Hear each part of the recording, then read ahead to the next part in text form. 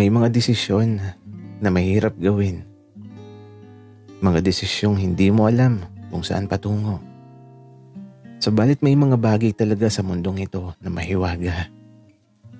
Na sa isang iglap, nahulog ka na pala nang di mo inakala.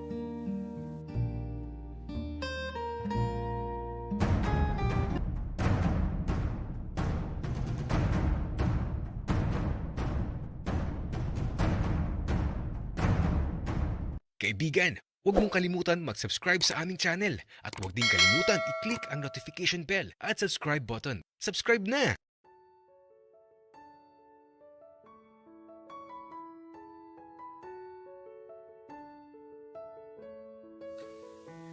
Oo, mahal ko si Jiro.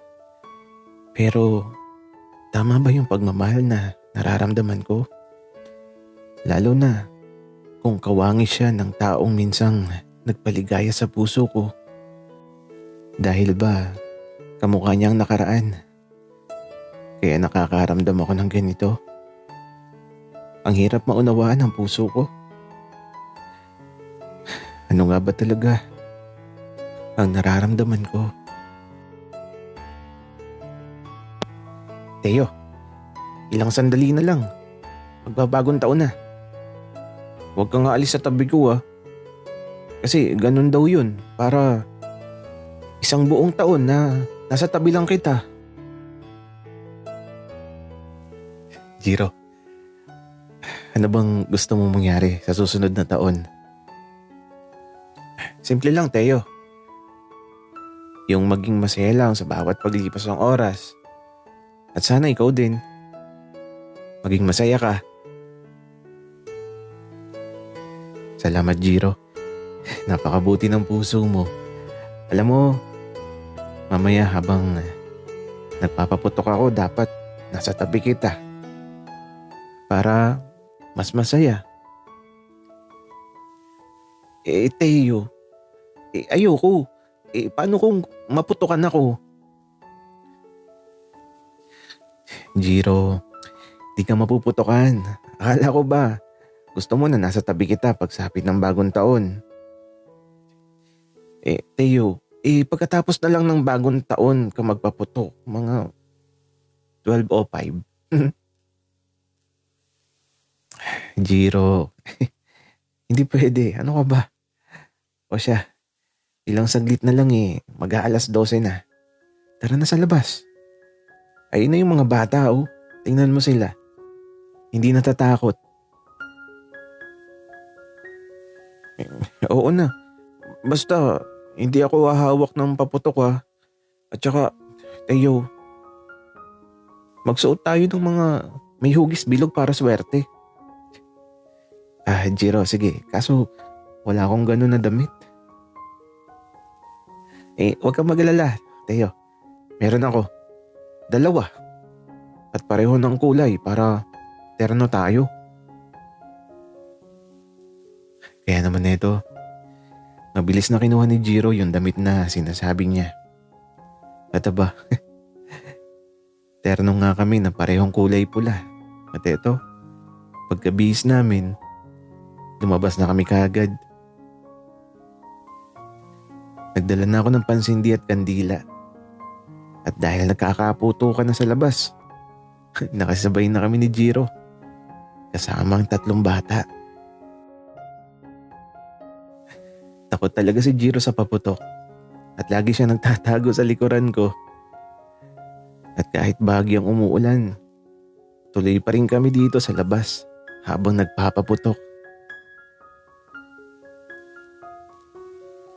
Hindi naman malakas ang ulan. Sakto lang.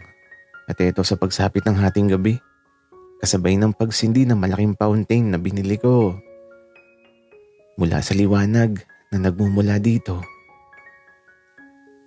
Kitang-kita ko ang mga ngiting kay tamis mula kay Jiro. Hindi ko na napigilan na yakapin siya ng napakahigpit. Hindi ko mapigilan na lumuha dahil sa kaligayahang nararamdaman ko. At sa pagpatak ng bawat sandali, sana tumigil ang oras. Sana hindi na lang matapos ang mga sandaling kagaya nito na ngayon ko lang muli naramdaman sa buhay ko. Teo, okay ka lang? Naiyak ka ba? Hindi ah. Bakit naman ako iiyak, Jiro? Teo, mahal na mahal kita. Huwag ka nang umiyak dyan. Hindi nga kasi ako naiyak, Jiro. Ano ka ba? Hayaan mo lang na yakapin kita. Okay, sige. Pero alam mo, Teo, sobrang saya ko. Ito na yung pinakamasayang bagong taon sa buhay ko. Isang bagong taon na puno-puno ng inspirasyon. Jiro, ako din. Sobrang saya ko. Tara na sa loob, kumain na tayo.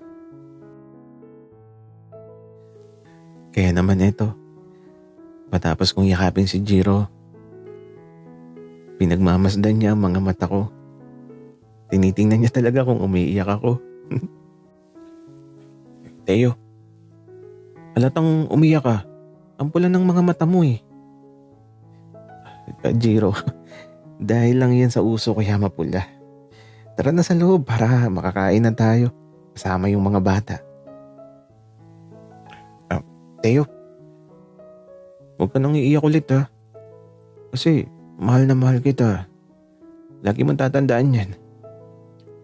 Jiro, hindi nga kasi ako umiyak. Ano ka ba? Okay, edi hindi. Wika ni Jiro habang ito, nasa loob na kami ng bahay at ito, nakahanda na yung mga pagkain.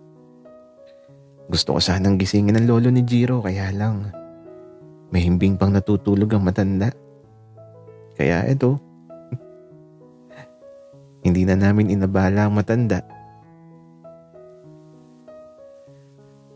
Masaya naman kahit kami lang kasama ang makukulit na bata. At matapos makakain, pinagbalot pa namin ng take out yung mga bata. At si Jiro naman, maliligo na daw kasi matutulog na daw kami. Pinauna ko na nga siya kasi magliligpit pa ako dito sa kusina. At nang matapos na si Jiro, ako naman ang naligo. Napakalamig ng tubig. Tapos, sumasabay pa ang ulan na unti-unting lumalakas. Na sinasabayan pa ng kulog at kidlat. Kakaiba yung panahon ngayon. Buti na lang at hindi kanina umulan ng malakas. Kaya nang matapos ako maligo, diretso lang ako sa silid ni Jiro kung saan pagpasok ko. Ay tila ba, handa na si Jiro sa putukan na magaganap. At aba, alam niyo ba kung ano ang suot ni Jiro?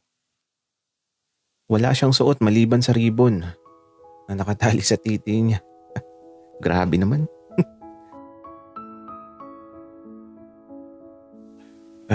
Jiro, ano yan? Teo, tanggalin mo na yung ribbon para makapagpaputok na tayo. Jiro, akala ko ba ayaw mo ng paputok? At eto, ngumiti lang si Jiro. Ako naman, nilako na ang pinto para makapagpaputok na kami ni Jiro ngayong bagong taon.